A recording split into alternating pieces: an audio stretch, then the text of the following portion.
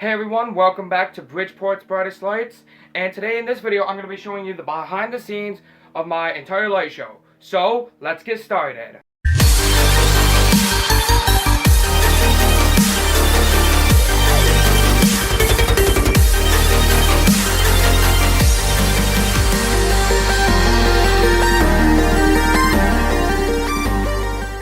So if you're new to the channel, before we get started, my name is Nicholas, and I am the creator of Bridgeport's Brightest Lights. It is a light show using smart RGB pixels, and it is controlled by everything that you will see back here in just a minute. Now, there is a lot to go through, and I'm going to explain it in the simplest terms I can.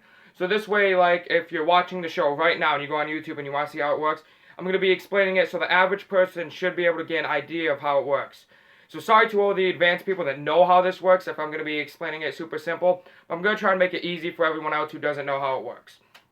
So now this is the entire setup back here. There are some new stuff from what you've seen last year, if you saw last year's behind the scene. And I'll show you a closer look of that in a second. But before we get started, if you find this video useful, leave a like and subscribe. It would mean a lot. And we just hit 200 subscribers. And it is before October 31st, so if you saw the 100 subscribers video, I said that if we get to 200 subscribers before Halloween, I would make a live stream with anything you want. What I was thinking about doing is live streaming how I make a sequence from the beginning to the end. So leave a comment below what you want me to live stream about. So I will be doing that soon. I have to set up the software because I've never live streamed before, so I'm learning about that. But so yeah, I have to figure that out, and if you have any ideas, leave them below. So now let's go take a closer look at all this. So if you're wondering why I have the garage door closed, there's some neighbors mowing the lawn, and there's a lot of cars driving by, so I tried to shut it so I can keep it as quiet as possible. So the one garage light might turn on and off, but the main lights out here will stay on. So everything in the light show starts with electricity and data. You need electricity and data. So last year, what I used for electricity was this one, or these two outlets right here. I only needed one of them, and this light switch just controls the lights in here, so it gets darker if I turn it off. But the two outlets are always on, and that worked perfectly fine for almost everything last year, except for one thing. It was like a couple nights before the end of the show. This outlet was run on an outlet which is also run on our kitchen and a bedroom, and that's a lot of stuff to be running on one breaker. So it was a 20 amp breaker, but we went and turned on our microwave while the show was running, and it popped the breaker one time last year. So we had to redo the wiring setup in here, so there's a lot of new wiring that I'll show you in just a second. But if you remember last year, if you watched the behind the scenes, this outlet box was not here, and this sub panel was not here. This is a sub panel that goes to our main panel. I will insert a picture of our main panel right here. It's a really old one, but if you look, there is a 50 amp breaker on there. And that used to control a electric stove that we had, but we got rid of the stove and got a gas stove. So we really didn't need it anymore, and it was just sitting there. And we need to figure out a better way to get power out here so there's enough electricity and we don't pop the breaker. So we redid the wiring, and the wire used to go into our kitchen, but now we made that wire, we took out the wire because it was really old, and it's a black wire. If you look way up there in the attic, you probably can't see it that well. If I turn on a light, you might be able to. So that black wire that goes up there into that attic hole goes into our attic, and then down the to the main panel, which is a 100 amp service. It's a really old one, like I said, but it goes into there into a 50 amp breaker, and then it comes out here through all of this stuff that I'll show you in a second, and then it comes in here to this sub panel, this black wire right here, and that is 6-3 wired. So the stove used to run on 240 volts because we're in the US. So in the US, most of the appliances run on 120 volts, but there are some things that run on 240. So there were two loads, a neutral, or most people call them two hot wires. There were two hot wires, a neutral, and a ground wire. So it comes into this sub panel box, and I'll show a picture of the inside before it went live, before we set up everything. I took some pictures while we were wiring it. And we put in these two 20 amp breakers. So it's on a 50 amp breaker on our main panel. So we will not be popping the main breaker in there. This 20 amp breaker comes right to here and to this outlet. This outlet is the only thing on that 20 amp breaker. So I have 20 amps to run all the lights. So if I pop a 20 amp breaker using all these lights, that's gonna be pretty bad. So hopefully that doesn't happen. But this outlet is the only thing on it, so that's how we got a lot of electricity. So hopefully no more popping breakers. Then this other 20 amp breaker comes up to that yellow wire into that junction box. It controls that light, and then it also goes up there, and now this plug is also on that 20 amp breaker. And then it also goes to the garage door right there, and then it also comes around onto the bench where my dad and I usually solder, and into a plug there. So that is the new sub panel. And this ground wire, this is for ground. It comes down here underneath everything right there and out that little hole, and there's a grounding rod out there. I'll show you that in a second. But that's how we got electricity out here.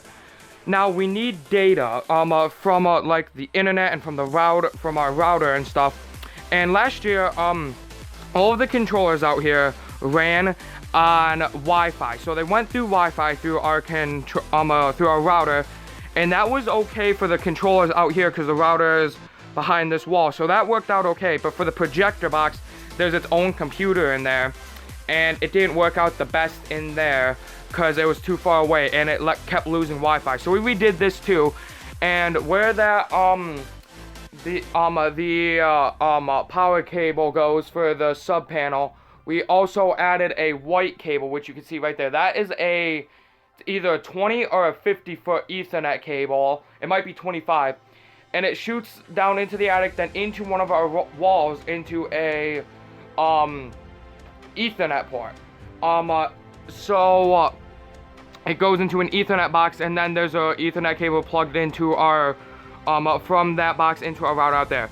So then that white Ethernet cable comes down around the junction box down here, and then this is not permanent right now. The wiring needs some cable management, but it will change because we still have a lawnmower out here because it's still summer-ish time. It's fall now, but it's still warm out, so we will be fixing the cables because they're all over the place right now.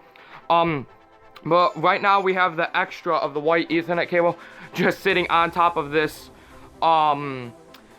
ladder, and then it comes down here into this white cable. This is a different cable, and plugs into this network switch, and this provides internet signal and our router signal, so all the controllers can communicate and work that way. So that's how that works. So that's how we got data and power out here. So the next thing is, how do we turn on and off the controllers? All the controllers out here can turn on and off the lights, but they can't turn on and off themselves. So that's where these smart plugs come in handy. So let me unplug these. I had one of these last year, but now I have two of them.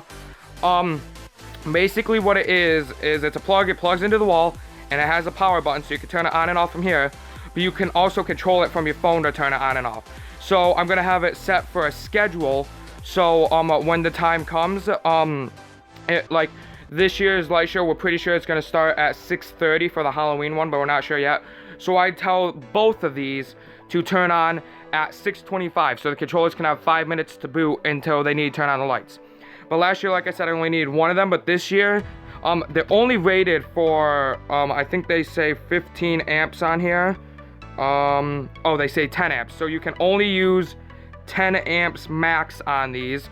So that's why I had to get two, just in case for some reason. I don't think we'd go over 10 amps, but I don't want to break these. I have one marked with a dot on top so I can tell which one is which because they're the exact same. These cost like $10 on Amazon. They're super cheap. So I have a surge protector plug into one, and then I have this orange extension cord plugged into the other one. The orange extension cord for right now goes and controls the projector box, which you'll see in a minute. But when it comes Christmas time, this is going to control the tree, and then this is going to control all the controllers and the projector box. So this extension cord, or this surge protector, comes up here, and you have a few things plugged in up here. And I'm actually going to turn them on right now with the button so I can show you everything. So I'll turn them on. That light comes on. You get a light on here that turns on. This fan starts spinning because this is the main controller right here. A lot of people think in here is the main controller, which I can show you now. There's a big controller right here, but this is actually a converter. What I call it a converter, that I'll show you in a second. But this is called a Raspberry Pi. This is I don't know who named it. Whoever named it must have been thinking about Raspberry Pis. But basically what it is it's its own computer. It has its own CPU on it and everything. So you could run it like a computer. You can run it for multiple different things. And it takes an SD card, so it tells it what to do. And this is the main controller of the show. This controls everything. So there's a little SD card in there. I'm not sure how well you could see it, but if we were to lose that SD card, then all of the program files would be lost. And well, I have them backed up on my computer, but for out here, it would be really bad. So what we have plugged in here is we have this extension cord which powers this controller, this cord which powers this network switch where all of the things are plugged into, which I'll show in a minute.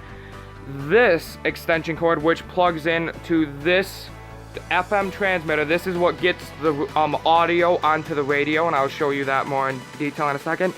Then this plug which plugs into the Raspberry Pi. So the Raspberry Pi starts by plugging in with this white Ethernet cable into the network switch so it can communicate with everything. This helps this controller communicate with this computer, and then this computer control the other computer which is outside. And then this allows me to also connect it to a router so I can control everything from my phone. As long as I'm at home and I'm connected to our Wi-Fi, I can turn on and off the lights. I can make them play any song I want, anytime, play anything over the radio. So that's a really cool thing. So it is automated to come on by itself. These smart plugs will turn on by themselves at a certain time. Then these will turn on the lights at a certain time. It knows how to do it, so I shouldn't need to check them. But if I do, for some reason, I don't have to come out here in the snow and see what's wrong. I should be able to do it from my phone most of the time. So this white Ethernet cable plugs into here. This has all of the programs on it to send out to the lights. This little tiny cable is the audio cable. It comes in to the FM transmitter and sends the audio from the sequences out to there. Usually I have this plugged into the USB ports because I have a special converter, but right now I don't have it out here, but it will be used. So this FM transmitter allows you to broadcast whatever audio you like onto any radio station, and I have it set to 90.7, and it goes out through that antenna. So the reason I picked 90.7 as a radio station is I looked up on a website called radio-locator.com, and you can search for vacant channels in your area. So I searched my area, and it said 90.7 was the best one not being used, so I picked that. You can also set the volume, and then the audio cable plugs into here and then goes out the antenna, like I said. So that's how the audio goes out onto the radio. And then this white Ethernet cable sends out the data for the actual lights into here, and then this sends it out. This yellow Ethernet cable down here, it goes behind all these wires into there, into the controller, and then it also sends it out the black Ethernet cable. The black Ethernet cable comes up here. I have the extra just rolled up over there. Then it comes back down here, right down there, and mixes up with all these wires and goes out there to the other computer so they can all communicate through Ethernet. That way, if the Wi-Fi is off or something, nothing bad will happen. So it sends it through the yellow Ethernet cable and then into here. This is called a controller, but what I call it, because it confuses a lot of people, I call it a converter, because this sends out the data to the lights, but the special lights cannot read this data by themselves. So this controller converts the data that comes in here to pixel data, which is sent out these little cords here. So this controller does not run on electricity that would come out of an outlet. It runs on 12 volts DC, and that's what this main power supply does. All of the lights are LED and they run on 12 volts DC power. So that makes them so they don't use a lot of power, and it makes the energy bill really cheap. It doesn't take up that much energy because they're not like regular lights, they're all LED. So it makes it a lot easier, but this has to convert all of the power to 12 volt DC. This power cable that plugs into there, plugs in there, and then it's screwed into there. So all of those terminals are live right now. So if I was to touch those, I would get electrocuted. So you have to make sure you don't touch those. And then it converts it to the 12 volts, and it has power plus, power minus. Two of the cables, a red one and a black one, come down here and power the controller through that terminal right there. And then that's how it powers this controller. The controller has a little tiny screen. It shows you some information about the board. And then all it does is I have to set it up, and then when it receives the data from the computer up there or the Raspberry Pi, and then sends them out these 5 ports that are being used. All of the ports are fused, so if I was to mess up with the power or like wire something or short something out, these fuses will blow, so it will not blow up the power supply or the controller. So then all the data and power comes out of here, and it's ready to be sent to the lights. One goes to the living room windows, which I'll show you in a minute. One goes to the door and the 2 other windows. One goes to the roof. One goes to the arches and fence, and then one goes to the pumpkins. This is for the Halloween setup. Then these other 2 cables that come out are for what's called power injection. So these lights cannot, they're good with not taking up a lot of electricity for this type of plug. So like when it's converted, it doesn't cost that much and it saves energy there.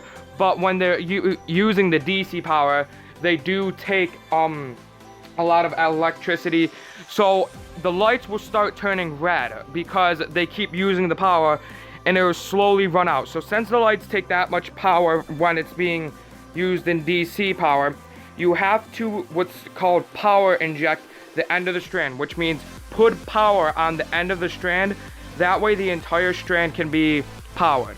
So the roof has a total of 370 something lights, and the lights are being run at 40% of their max brightness.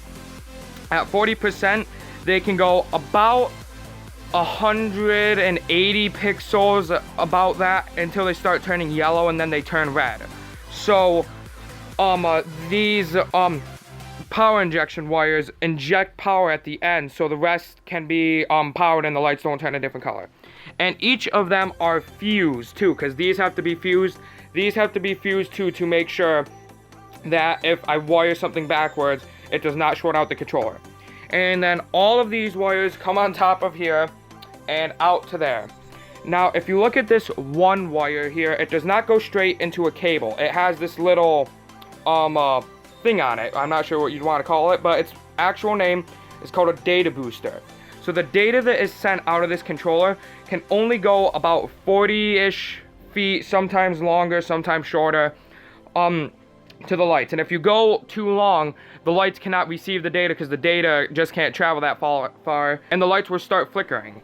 So this boosts the data so it can go up to 100 feet. I've tested it in some other videos, and you can see the video that I tested it in right up there. It will show up on the screen. You can click it to see that video.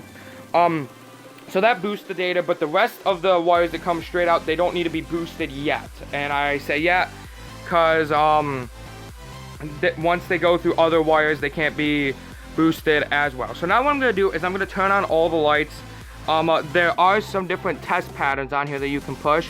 I can push the test button, and I can turn it on a color. So focus, please. I'm going to turn it on color wash, and then this lights up here, and it tells you it's on color wash. So right now the lights are actually doing what's called a color wash. And in a few minutes, the power supply's fan will turn on because it'll get a little warm. So now I'm going to take you outside to show you all the lights and where all these wires go. Now beware, the person is still mowing outside, so it might be a little loud. So bear with me, please. Okay, so right here you have all of the wires that come out. They go in a bunch of different directions. You have some of the cables go that way, and then some go up this way, I can't really see that well because the sun is shining on my screen, so bear with me. It's very hard to see, but the lights are on. So they are doing the color wash. So this is the grounding rod right here that I was telling you about. This is where the ground wire comes out, so it's grounded. And we've had it in there for like 2 months, then it's already rusted. So the first set of wires that I'll explain are these wires right here. One of them is the data wire. The data wire is the thinner wire. And then this thicker wire is the power injection wire. These both go to the roof. The power injection wire, like I said, is to power inject the roof so they have enough power. And then the data one's just to send the data up there. They then go under there. So that way they're hidden. They go with the cable, our cable line, which powers our modem and stuff. And then they stay under there, and the roof lights start right here. So there are pigtails there. One is for data, like I said, the other one's for power. And the lights go up on the roof, and I'll show you those later on. And so that's the 2 wires that go there. This one big wire that's all rolled up there, that's extra. That's temporary for right now because we don't have another wire yet. That's for the power injection for the arches and fence. The arches and fence need power injection, and the roof, since those are the ones that take the most power, but everything else is okay without it. This one wire, this is just a different type of data wire. It carries the same data, but it's just from a different company, so it's a different size. It goes into the back of this pumpkin. This pumpkin has lights on here. These are the only lights in the entire display that are at 100% brightness. This makes them so that the pumpkins glow really cool at night. And then once it comes out the end of the pumpkin right here. And there are some other wires here. The first one is another thick wire. This comes off a different port on the controller, not the pumpkin. This goes into a floodlight right here. This is a 10-watt floodlight. It shines really nice in the house, and we also have a big spider here, so it makes a really cool shadow. The other wire that comes out is this one right here. This comes out of the floodlight right here, so the data comes into the floodlight, then comes up to this window, and then it goes up through all the pixels around the window. This is 4-inch spacing, and this black stuff is called a strip from Biscoyo Studios. This helps make all the pixels look so straight, so it looks really nice. And then I just have them zip tied at the bottom together because there's no pixel to hold them there. And then we screwed them into the house at every corner. We didn't really know what else to do other than to screw it, so that's what we had to do. There was no other thing we could think of to hold it there. And then when it ends here, it goes through this wire to the next window, repeats the same process, and then ends there, and nothing else is hooked up there. Now, one thing I should explain about these lights is these are very special lights. They're not like your regular lights you can just plug in and they work. The way that they work is, like I said, they take power and data. Each individual light has a computer chip inside of it. So the light breaks down the data and then says, oh, I need to turn on this color at this brightness. And it does it when the controller tells it to. And each pixel knows which piece of the data to read. So it's really cool how these lights work, but they can get expensive. The cheapest ones I've found before are $25 for 100. Usually you can buy 100 regular lights at Walmart for like $5. So these can get really expensive. And then the other wires come down here. The one wire that comes out of the pumpkin goes into the back of this pumpkin right here through this wire. And when it comes out, it needs another one of these data boosters because the data cannot travel that far where it needs to go. The data comes out of that pumpkin and goes to the next one over there that I'll show you. And these are plastic pumpkins. Last year we used real pumpkins and the light did not shine in them that well, but these ones, they glow because of how it's plastic, so it makes it look a lot cooler. So right here is the start of a new port. The data comes in from this wire, which you can see goes down there. I have rocks sitting on top of all of the wires. That way they don't fly all over the place.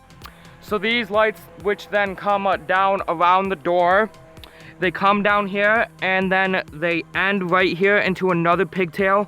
These pigtails are kind of like some special, some Christmas lights have plugs like this where they plug into each other. Some screw together, some don't, but these ones do, so they're waterproof. And then the wire goes on down there to the next thing that I'll show you in a second. Last year, we had lights run under the door, which was kind of the stupidest thing, but I did not know how to set it up in X lights to not look like a window. I had to model it like a window in the programming software. X lights is what the programming software is called for when I'm programming all of this. And then one cool thing about this strip is in the summertime when it's hot, it stretches so it's longer, but when it gets cool out, it shrinks itself so it becomes tight so it doesn't flop all over the place. If you look right now, it's floppy because it's really hot out, but once it cools down like at night and stuff, it tightens so it doesn't flop as much. So that makes it easier for when you're wiring everything or when you're hooking everything up. So now these other wires that come down here, they this wire right here is for power injection for the arches. This one's an Ethernet cable for the projector box, and this one's a regular extension cord for power for the projector box. So then this wire is what comes out of the door, or comes out of the last pumpkin, I mean, that I showed you over there. Then does the same thing, goes into this pumpkin, has the lights in there, and then it finally comes out of this one and into the last pumpkin over here. It goes in there and there's no wire that comes out because this is the last piece that is needed. So that's all the lights in there. And I think there's a cap on the end so no water gets in it. And then if you come back over here, the wire that comes out from the door then comes up and hooks up into this window right here. It goes around, up at the top, back down, and then over to here. It comes out, goes down here, and then it's wired into this other floodlight right here. It doesn't look that bright right now, but that's because it's daytime out, obviously. And then it shines up there, and we have another spider right here. So it looks completely dark at night, but when the floodlight turns on, it makes a really cool effect with the spiders there. These are just spiders we got on Amazon, and they're just nailed into the house. And then it comes out of there, and for some reason, the floodlights cannot output the data that far because I had to put a data booster in right here too, even though it's only going from there to there. If I take it out, this window starts doing funny stuff. So I had to put a data booster in there, then goes up here, repeats the same process, and then ends right there, and nothing else is plugged into there. So that's for the entire house face for all of the windows and doors right here. But then these other wires, there's another wire right here that comes out from under the door. This goes to the arches and the fence all the way down here into this first set of arches. These arches are really cool how they work. This is more stuff from Biscoyo Studios that I had to punch the lights into. And the way you design it is you take a PVC pipe, and I think it's 1/2-inch PVC pipe.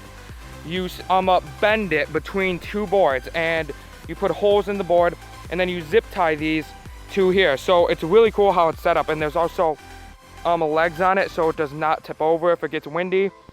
So it comes in there and then out into this other arch, which has the same thing, and it's not all one piece, it's 3 pieces, so it makes it easier for storage. Comes out here, you have another data booster because the data can't go that far, down this wire, over to here, and then into the fence line right here. This is the fence line. It plugs in right there, and then it goes all the way down this fence. It's not the straightest right now because it's hot out, so it's kind of stretchy, but once it gets cool, it will shrink.